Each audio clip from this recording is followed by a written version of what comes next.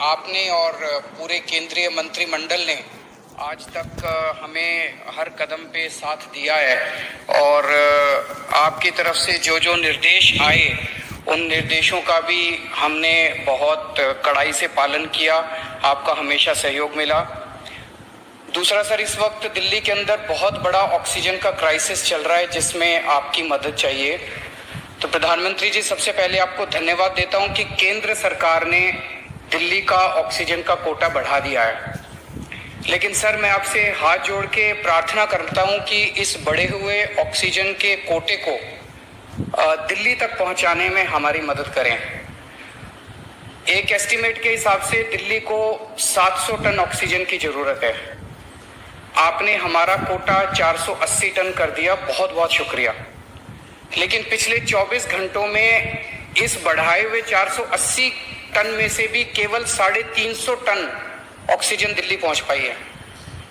प्रधानमंत्री जी, जब से ऑक्सीजन का संकट शुरू हुआ है मेरे फोन बजते रहते हैं। कभी कोई अस्पताल कहता है कि 3 घंटे की ऑक्सीजन बची है, कभी कोई अस्पताल कहता है कि 2 घंटे की ऑक्सीजन बची है। हम कारण जानने की कोशिश करते हैं तो पता चलता है कि पीछे किसी राज्य ने दिल्ली के लिए ऑक्सीजन लाने वाले ट्रक को रोक रखा है। हमने मदद के लिए केंद्र सरकार में कुछ मंत्रियों को फोन किए। शुरू में उन्होंने खूब सहयोग किया सर, लेकिन अब वो भी बेचारे थक गए हैं। सर, देश के संसाधनों पे तो 130 करोड़ लोगों का अधिकार है ना। अगर दिल्ली में ऑक्सीजन की फैक्ट्री नहीं है तो क्या दिल्ली के 2 करोड़ लोगों को ऑक्सीजन नहीं मिलेगी?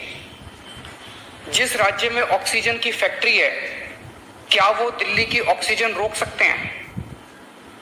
ऐसे में हम क्या करें? सर, मैं आपका बेहद शुक्रिया अदा करना चाहता हूं कि आज आपने ये मीटिंग बुलाई है, बहुत सही समय पे ये मीटिंग बुलाई है। और सर, मैं आज ये जानना चाहता हूं कि अगर आज या कल या किसी भी टाइम हमारे दिल्ली के किसी अस्पताल में अगर 1 घंटे की, आधे घंटे की, 2 घंटे की ऑक्सीजन बच जाए और लोगों की मरने की नौबत आ जाए तो मैं फोन उठा के केंद्र सरकार में किससे बात करूं? सर, मैं ये जानना चाहता हूं कि अगर कोई राज्य दिल्ली के कोटे की ऑक्सीजन का ट्रक रोक ले तो मैं फोन उठा के किससे बात करूं? हालत काफी ज्यादा गंभीर हो चुके हैं सर। हम अपने लोगों को मरने के लिए तो नहीं छोड़ सकते। हमें लोगों को ये विश्वास दिलाना पड़ेगा कि एक एक जिंदगी हमारे सबके लिए कीमती है। हम आपसे फिर से दिल्ली के लोगों की तरफ से हाथ जोड़ के अपील कर रहे हैं कि सर, तुरंत कोई कठोर और सार्थक कदम नहीं उठाया गया तो शायद दिल्ली के अंदर कोई बहुत बड़ी त्रासदी हो सकती है। मैं आपसे मार्गदर्शन चाहता हूं सर। कुछ ही राज्य हैं जहां से मैक्सिमम दिल्ली की ऑक्सीजन आती है और जहां सबसे ज्यादा दिक्कत आ रही है और जहां सबसे ज्यादा हमारे ऑक्सीजन के ट्रक रोके जा रहे हैं।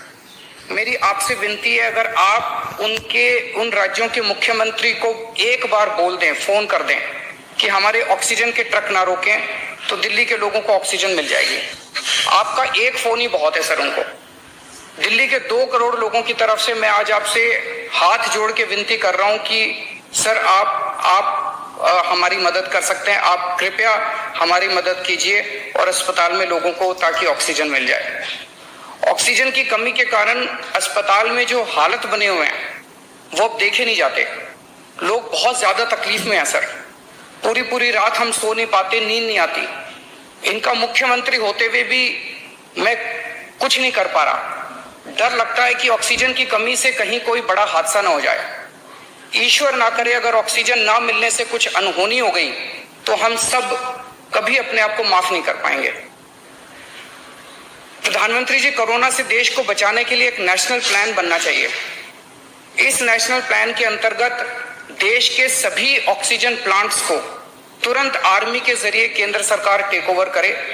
ऑक्सीजन प्लांट से निकलने वाले हर ट्रक के साथ एक आर्मी का एस्कॉर्ट व्हीकल रहेगा तो कोई उस ट्रक को फिर आगे रोक नहीं पाएगा। सर, दिल्ली का जो ऑक्सीजन का कोटा आपने बढ़ाया, हम उसके बड़े शुक्रगुजार हैं, लेकिन उसमें लगभग 100 टन ऑक्सीजन उड़ीसा और वेस्ट बंगाल से आनी है। हम परसों से, जब से कोटा बढ़ा है, हम कोशिश कर रहे हैं उस ऑक्सीजन को दिल्ली लाने की। मेरा आपसे निवेदन है कि यहाँ से ऑक्सीजन अगर हो सके तो हमें हवाई जहाज से उपलब्ध करवाई जाए, और नहीं तो जैसा अभी बताया गया आपका आइडिया है ऑक्सीजन एक्सप्रेस शुरू करने का, वो ऑक्सीजन एक्सप्रेस शुरू करके वेस्ट बंगाल और उड़ीसा से हमें ऑक्सीजन दिलवाई जाए।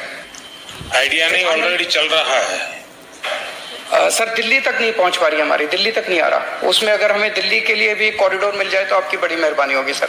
आपने 2-3 जगह तो कर दिया सर, आपके इंटरवेंशन से मुझे पता चला। एक दिल्ली के लिए और करा दीजिए सर, यहाँ की हमारी 100 टन ऑक्सीजन उधर से आनी है। प्रधानमंत्री जी, हमारे देश के वैज्ञानिकों ने इतने कम समय में जो वैक्सीन बनाई है, इसके लिए हमारे वैज्ञानिक साधुवाद के पात्र हैं। आपने इसमें जो प्रयास किए, आपका बहुत बहुत शुक्रिया।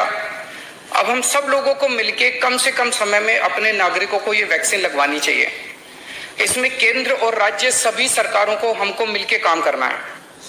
अभी सर केंद्र सरकार ने आदेश जारी किए हैं कि 1 मई से राज्य सरकारें सीधे कोरोना वैक्सीन खरीद सकती हैं। इसके बाद एक वैक्सीन की कंपनी ने अपने रेट जारी किए हैं कि वो केंद्र सरकार को 150 रुपए में और राज्य सरकारों को 400 रुपए में देंगे। सर एक ही देश में एक ही सामान के 2 रेट कैसे हो सकते हैं? 1 नेशन 1 रेट होना चाहिए। सारे देश को एक ही दाम पे वैक्सीन मिलनी चाहिए। अगर देश एक है तो वैक्सीन का दाम भी तो एक ही होना चाहिए। तो मैं आपसे निवेदन करता हूं कि केंद्र सरकार को, राज्य सरकारों को एक ही रेट पे वैक्सीन मिले। जिस रेट पे केंद्र सरकार को वैक्सीन मिल रही है, उसी रेट पे राज्य सरकारों को भी वैक्सीन मिलनी चाहिए। सर हर एक जान हम सब लोगों के लिए कीमती है। हमें ये एहसास हर भारतीय को इस वक्त कराना होगा।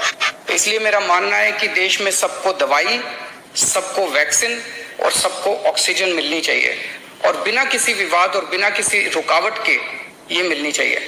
मेरा विश्वास है देश में अगर कोरोना के खिलाफ एक नेशनल प्लान होगा तो हम सभी राज्य सरकारें और केंद्र सरकार मिलके इस दिशा